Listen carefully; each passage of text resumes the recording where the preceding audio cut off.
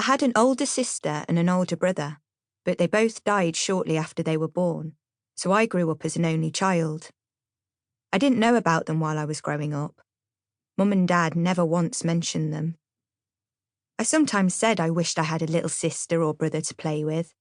They just shook their heads at me and said, being an only child was much more special.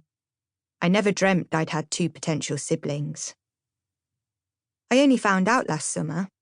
Mum had just started her job at Wallace, the dress shop, and Dad was busy driving day trippers to Brighton and Eastbourne and Worthing, so I was left to amuse myself during the holidays. I didn't mind in the slightest being home by myself. I read a great deal and wrote some very bad poetry. If I felt lonely, I chatted to Miss Wong, a very glamorous Chinese girl in a painting hanging on our wall. Mum felt it was posh to have pictures on the wall, and Dad said Miss Wong was a real good looker. One day, I decided to have a good ferret through the cubbyhole. As we lived in a prefab, we didn't have an attic, but we had a very big walk-in cupboard where Mum stored old things. There was a trunk full of her clothes, including her wedding dress. I tried it on, though it wasn't very pretty, and the white silk had yellowed. It wasn't proper silk, because you couldn't buy that during the war when she got married. Apparently my grandma had made it out of parachute silk.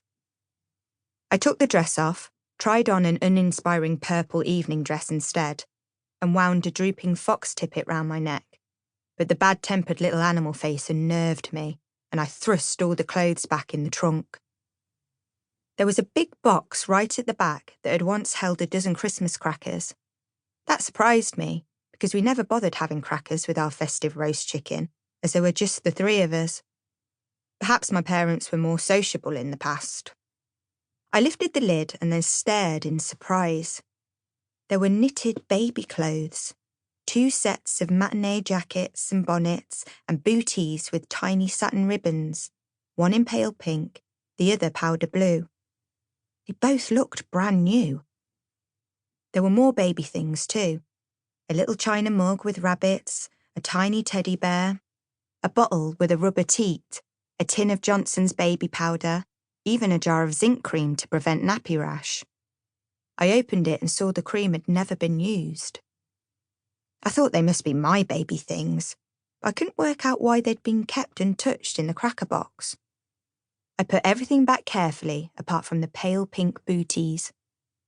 I still had my big baby doll, Rosebud, though of course I didn't play with her now.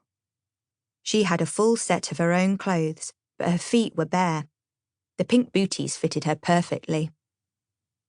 I forgot all about exploring the cubbyhole until Monday, Mum's day off when she did her weekly spring clean.